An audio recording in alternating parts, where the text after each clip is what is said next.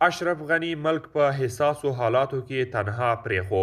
دا چې څنګه ولې ملګرو که تاسې هم غواړئ چې پوه شئ د ویډیو تر پایه راسره پاتې شئ او د تازه او مهمو خبرونو لپاره درسره پښتو وایس نیوز چینل سبسکرایب کړئ. اشرف غني وایي امریکا له طالبانو سره په خبرو کې موږ په تیاره کې ساتلی وو. د افغانستان مخکنی ولسمشر اشرف غني وایي که د اګست پر 15مه له هیواده نه وای وتلی نورې وینې به توی شوي وای. دی وایي د ده تر ټولو لویه تېروتنه دا وه چې پر نړیواله ټولنه یې باور وکړ. اشرف غني وایي زه په بشپړه توګه په تیاره کې ساتل شوی وم. موږ ته دا موقع بیخي نه وه راکړل شوې چې له هغوی طالبانو سره کینو.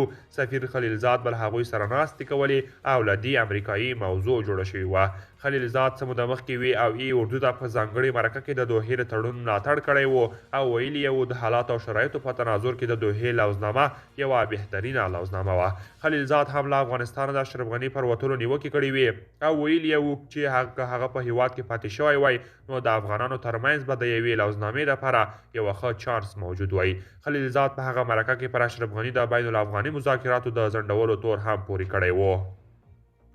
پر اشرف غني له هیواده تر وتلو وروسته په هیواد کې دننه او بهر کلکې نیوکې شوې وې چې ګواکې ملک یې په حساسو حالاتو کې تنها پرېښو.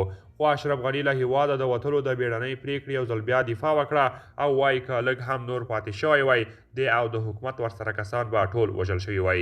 غني وایي په هماغه سهار د هیڅ دا فکر نه کاوه چې نن به وطن پرېږدي. وایي ډاکټر محب او د پی پی اس د ولسمشر ساتونکي ځواک مشر ورغلل او ده ته یې وویل چې ساتونکي ځواک یې پی پی اس سقوط کړی او نور دا وړتیا نه لري چې د ده ساتنه وکړي.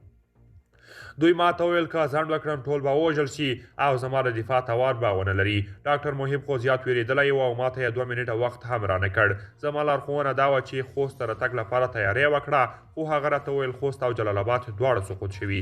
کله چې الوتکه پورته شوه زه پوه شوم چې له هیواده ووځم نو دا هر څه ناڅاپي وشول. قدرمنو دوستانو دا و زموږ د نن ورځې چمتو کلی خبر. تر بیا ښه وخت.